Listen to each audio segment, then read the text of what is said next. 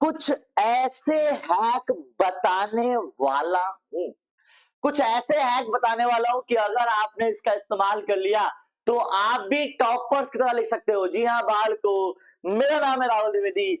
मैं आपके सामने लेके आ चुका हूं how to write best answer. Even मैं यहाँ पे एक और चीज ऐड कर दूं क्या? एक और चीज ऐड कर दूं क्या? क्या? In English. ओए ओए ओए ओए, बहुत सारे बच्चे इंग्लिश में आंसर नहीं लिख पाते हैं या टूटी फूटी कोटो पोटो ऐसी इंग्लिश लिख देते हैं। तो भैया I back to say that I have an urgent piece of work at my home. ये गए दिन, अब आपको देने हैं कुछ नए वर्ड्स। तो मैं आपको बताने वाला हूं how to write best answer in class 10। आप बेस्ट आंसर कैसे लिख सकते हो क्लास 10 में, ये बताने वाला हूं। तो आइए शुरू करते हैं बिना समय गवाए।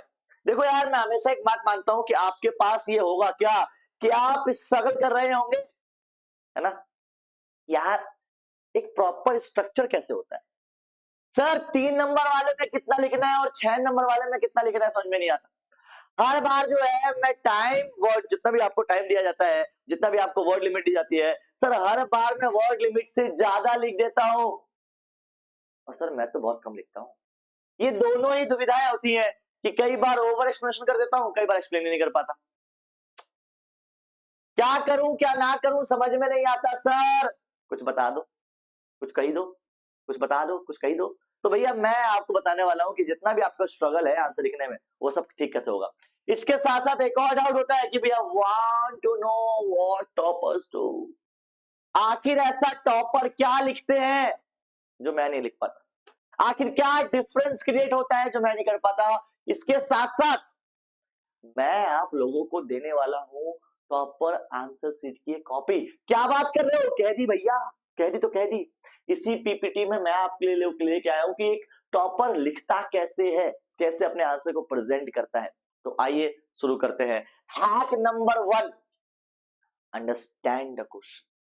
भैया हम लोग पता क्या करते हैं, हम लोग जैसे भी आपने देखा होगा चिल्ड्रंस डे पे हम अभी खेल रहे थे, तो अभिषेक सर, राधाकर सर और प्रियल मैम थी। तो आपने एक चीज नोटिस की होगी कि हम लोग जो है ना ऐसे यूं एकदम से क्वेश्चन पढ़ा, हमने आंसर दे दिया कि भैया एक पृथ्वी को घूमने में कितना समय लगता है? 365 दिन भाई, रोटेशन में 24 घंटे। तो कई बार हम क्या करते हैं ना, कई बार हम क्वेश्चन को इतनी जल्दी समझ लेते हैं कि भैया वो क्वेश्चन ही नहीं होता, वो हमें समझने के लिए समय लगाना पड़ता है। तो कई बार आप लोग जो है क्वेश्चन को समझने की कोशिश करें। जैसे मेरा एक सवाल आया था क्लास 10th में कि you read an article about problem of teenagers. मैंने कहा आर्टिकल लिखना है भैया प्रॉब्लम ऑफ टीनेजर। भाई साहब मैंने लिख दिया, नंबर मिले 5, मैं हट गया। मैंने कहा जी क्या है ये, 10 में से 5 नंबर दिए। था article how to write, sorry write article about problem of teenagers. Teacher कह जा, कान पकड़ा इधर इधर इधर, क्या लिखा है ये? मैंने कहा लिखा है you read about an article. हाँ पूरा पढ़ पूरा पढ़।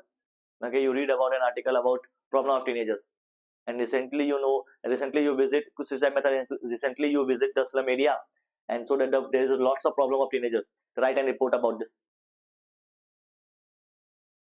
एकदम से वक्त बदल दिए, हालात बदल दिए, जज्बात बदल दिए। अबे भाई पूछा कुछ और गया था, लिख कुछ और दिया, क्यों? क्वेश्चन नहीं समझ पाया। तो अगर आपको टॉपर की तरह लिखना है तो टॉपर की तरह क्वेश्चन पढ़ना भी सीखना पड़ेगा। सबसे पहला हैक यही है, क्या? कि अंडरस्टैंड द क्वेश्चन। आप क्वेश्चन को समझो कि भैया कह क्या रहा है। आप क्वेश्चन को समझो कि भैया क्या नहीं लिखना है। जिंदगी में, पेपर में, जिंदगी तो बात की बात है, पेपर में क्या लिखना है कई बार ये मैटर नहीं करता है, क्या नहीं लिखना है कई बार मैटर ये करता है। और क्या नहीं लिखना है ये समझ में तब आता है जब आप क्वेश्चन को ध्यान से पढ़ते हो। तो मैं कहता हूं इस वीडियो को सिर्फ देखो मत, इस वीडियो को लिखो भी, प्रॉपर तरीके से लिखो। क्या कह रहा है? Understand the question. क्वेश्चन को समझने की कोशिश करें। आगे आगे आगे। Hack number 2, structure your answer. भैया आंसर को स्ट्रक्चर करें। अब देखो, जब आपने क्वेश्चन को समझा तो क्वेश्चन में दे रखा होता है वर्ड लिमिट, 30 से 40 वर्ड, 50 से 60 वर्ड, 100 से 150 वर्ड। तो जब आप देखो, मैं अब एक चीज और मैं आपको बता दूं, मैंने इस वीडियो का टाइटल क्या है, how to write an answer like about the toppers. Toppers कैसे लिखते हैं। तो मैं मान के चलता हूं कि आप अच्छे पढ़ने वाले हो, मतलब इस वीडियो में मैं आपको ये नहीं बताने वाला बेटा पढ़ लो, मैं मानता हूं कि आपने अच्छा पढ़ लिया है, अब आप सोच रहे हो सर लिखें कैसे, तो मैं सिर्फ उसी का आंसर देने वाला हूँ, ठीक है। तो स्ट्रक्चर योर आंसर, मैं ये नहीं कहूंगा बेटा आंसर पढ़ना पड़ेगा, आंसर करना पड़ेगा, वो आपको मान लेते हैं ऑलरेडी आता है। अब आता है तो लिखे कैसे उसकी बात करते हैं। Never write summary. इंग्लिश की बात कर रहा हूँ सिर्फ, मैं आपको और किसी की बात नहीं करूंगा, बहुत धुरंधर टीचर बैठे हुए इस चैनल पे, तो आपको बाकी सब्जेक्ट का बता देंगे। भैया जब आप आंसर लिख रहे हो ना, तो आप कभी भी ना समरी मत लिखें, कभी मत लिखें। क्वेश्चन पढ़ा और जो एग्जैक्ट बात है क्वेश्चन में, स्टार्टिंग के 2-3 लाइन में वही लिखो, कि जो भी क्वेश्चन में एग्जैक्ट बात है, जो भी क्वेश्चन है, सबसे पहले बोल रखा है कि भैया ये क्वेश्चन है, उसी से रिलेटेड जो एग्जैक्ट बन पाता है 2 लाइन में, तो वो लिखो ही लिखो, लिखो ही लिखो। उसके बाद आप चीजें हल्के फुल्के there for a time, however as a result बता के घुमा सकते हो अगर ज्यादा लंबा है तो, मैं मानता हूं। और whenever you are going to write an article report, never write a direct pitch in the front of first 3 line, never ever। कभी भी आप आर्टिकल लिख रहे हो तो कभी भी आप डायरेक्ट, जैसे मान लो आर्टिकल आ गया करप्शन के ऊपर, तो करप्शन के ऊपर सबसे पहले मत बात करो, घुमा के बात करो। Time files and wings we have covered a long distance, there's a lots of problem in human life but corruption is a problem to think upon, it is a stigma for society and country। देख लो कितना घुमा के बोल रहा हूँ, वैसे मैं लिखवाऊंगा, don't worry, article article सब कराऊंगा मैं आपको, लेटर वेटर सब कराऊंगा, लेकिन फिलहाल मैं क्या कहना चाह रहा हूँ कि आप कभी भी लिखें आंसर को, तो आप डायरेक्टली 2-3 लाइन में वो बात लिखे जो कहना चाह रहे हो, उसको और घुमा सकते हो। स्टार्टिंग से घुमाते हुए चलोगे, टीचर लगेगा क्या कहना चाह रहा है, हटा। और अगर 30 से 40 वर्ड है तो भैया एग्जैक्ट वही बात लिखो जो पूछा गया है, फालतू की बकवास नहीं। Never write summary in the 30 और 40 वर्ड्स, ठीक है, कभी मत लिखना समरी, वरना मार्क्स नहीं मिलेंगे। ये करो hack number 2। Hack number 2। Hack number 3 पे आते हैं भैया, use keywords from the question. Sir ये तो बहुत जरूरी है, और मैं ये तो तुम, मेरी हंसी बहुत थोड़ी सी गंदी, सॉरी, ये तो तुम शुरू से करते आ रहे होगे। क्वेश्चन बोला है कि भैया who was this person, who was Tommy, Tommy, अरे टॉमी इज द बॉय। तुम क्वेश्चन के कीवर्ड्स को तो मैं तो मानता हूँ ये तो तुम करते ही होगे, इसमें कुछ में कोई दोहराई नहीं है, तो तुम करते ही होगे, करा करो, अच्छी चीज है।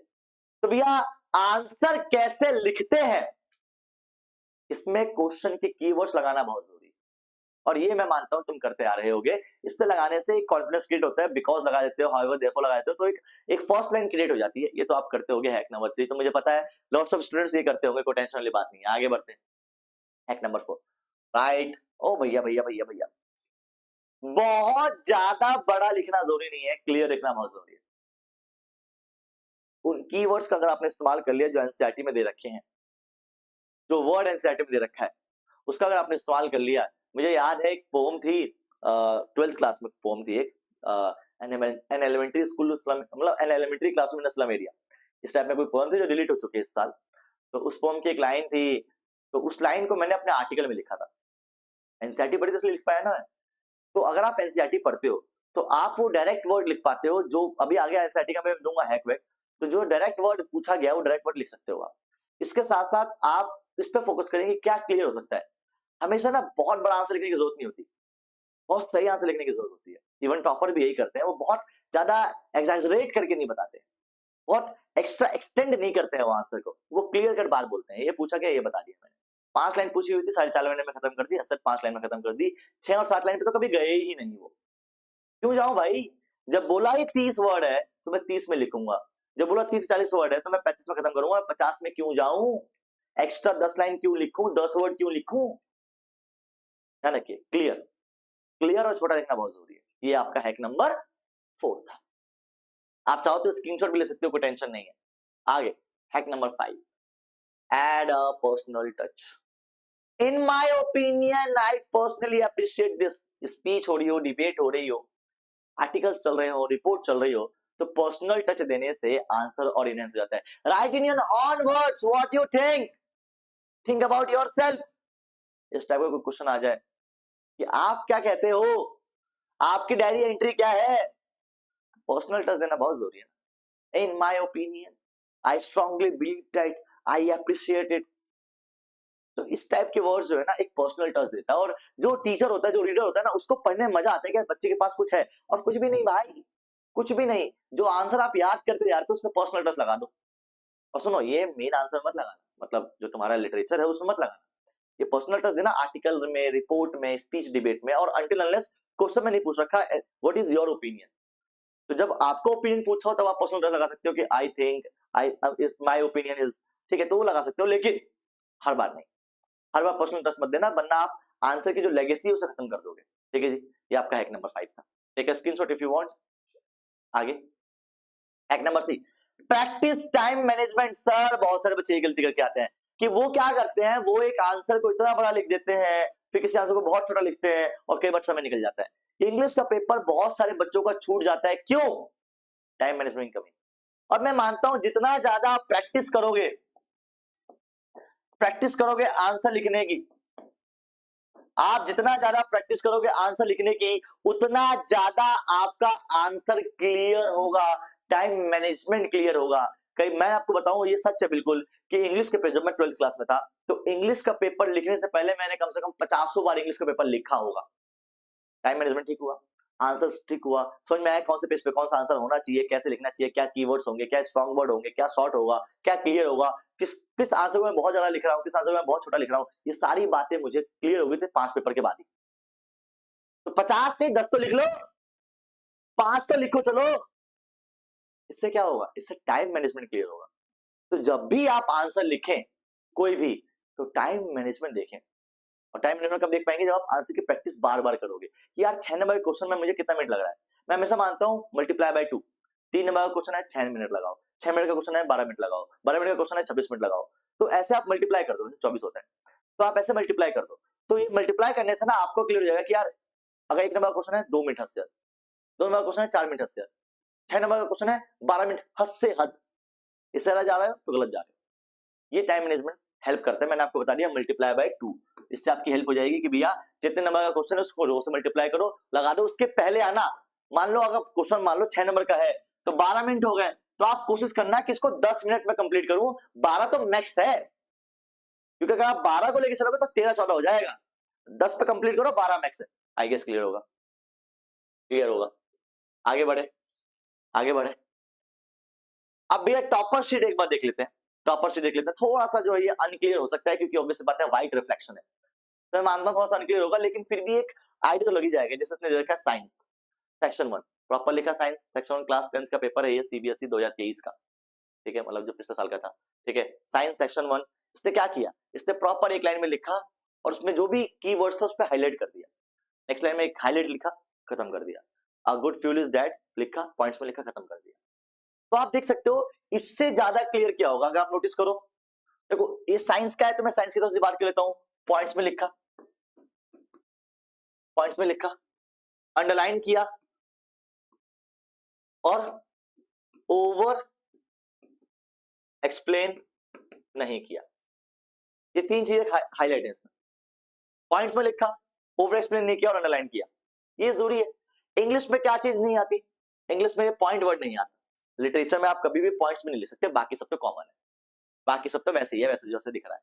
ठीक है जी, ये इससे बढ़िया क्या बोलोगे, आपको मैंने टॉपर आंसर शीट दे दिया कि भैया आप इसको देख के लगा लो कि भैया ऐसे लिखते हैं टॉपर, ऐसे लिखते हैं टॉपर। आगे देखो, आगे देखो।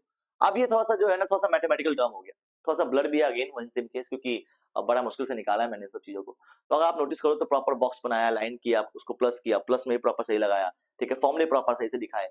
तो वही सेम चीज अगर आप साइंस में आते हो तो फॉर्मूले प्रॉपर लिखो, बॉक्स अगर जरूरी है तो बॉक्स बनाओ, स्केल से बॉक्स बनाओ, पेंसिल का इस्तेमाल हो सके उतना करो। एक पेंसिल आती है, देखो एक पेंसिल जो आप यूज करते हो उसका नाम है HB, आप HB पेंसिल का इस्तेमाल करते हो। मैं आपको बोलता हूं जब भी आप कुछ ऐसा करो 2B पेंसिल का इस्तेमाल करो, 2B या 4B, 4B और 2B पेंसिल से अगर आप लिखते हो, हाईलाइट करते हो, तो ज्यादा हाईलाइट होता है, क्योंकि डार्क पेंसिल होती है ये। देखो सबसे डार्क पेंसिल तो 8B भी होती है, एक 16B भी आती है खैर, लेकिन 8B बहुत मोटी हो जाती है। तो आप 2B या 4B पेंसिल का इस्तेमाल करो। आई प्रेफर 2B, 2B का इस्तेमाल करोगे अच्छा लगेगा, डार्क भी होगा और आप हाईलाइट भी आसानी से कर सकते हो। ठीक है जी, और कई बार पेंसिल जहां जहां इस्तेमाल होती है वहां वहां बनाओ। मेक अ डायग्राम्स मैं आपको थोड़ा सा और बताना चाहूंगा, थैंक यू। इससे पहले यहाँ बता देता हूँ मैं आपको क्या, कि डायग्राम्स बनाओ जितना ज्यादा। फॉर एग्जाम्पल अगर जरूरी है तो, ये इंग्लिश में नहीं हो रहा, ठीक है, अब इंग्लिश का बात नहीं कर रहा मैं। फॉर एग्जाम्पल ऐसा पॉइंट दे रखा है जहाँ पे 4 कॉजेज लिखने हैं आपको, 4 कॉजेस, तो आप हाईलाइट करो नंबर 1, नंबर 2, नंबर 3, नंबर 4, आप ये कॉजेस लिखो ऐसे। इससे क्या होगा सर, इससे ज्यादा नंबर मिल जाएंगे? नहीं, इससे एक दो चीज होंगी। एक तो लगेगा टीचर को कि आपके अंदर कॉन्फिडेंस है, भाई साहब ये करने का कॉन्फिडेंस चाहिए ना। और दूसरी चीज क्या है कि कई बार टीचर ना इन पॉइंट्स को पढ़ के आगे लगा लेते हैं कि बच्चे ने क्या लिखा होगा, तो ज्यादा जो है डिटेल में नहीं जाते हैं। तो जहां जहां आपको लगे कि यार यहाँ यहाँ एक तो अच्छे से आता है, इंग्लिश में नहीं बात कर रहा है, इंग्लिश में नहीं करना है सब, ठीक है, बाकी सब्जेक्ट में, कि जहां जहां आपको अच्छे से लगे कि यार यहाँ यहाँ अच्छे से आता है, वहां वहां ये बनाओ। प्लस प्लस जहां जहां नहीं भी आता है ना, वहां वहां भी ये बनाओ। क्यों? अगर आपने अच्छा बना, डिटेलिंग नहीं आती आपको, पॉइंट्स आते हैं, डिटेलिंग नहीं आती, अगर आपने ये बना लिया आपको नंबर मिल जाएंगे। बच्चे ने लिखा है यार, अंदर भी सही लिखा होगा, ज्यादातर चांसेस होते हैं, ठीक है। तो ये तरीका है बाल को आपके आंसर को सॉल्व करने का। आई गेस ये छोटी सी वीडियो 10-15 मिनट की वीडियो आपके लिए काफी ज्यादा हेल्पफुल होगी। और आप लोगों को एक कमेंट का काम देता हूं, आप लोग नीचे जाइए, कमेंट कीजिए क्या चीज, एक ऐसा है जो मैंने नहीं बताया पर आपको पता है। देखते हैं किसका एक सबसे बढ़िया होने वाला है। और इसी प्रकार की और वीडियो के लिए क्या करें, हमारे चैनल को फॉलो करें। तब तक के लिए जय हिंद, जय Bharat, bye bye, take care and don't forget to like my video. Bye bye.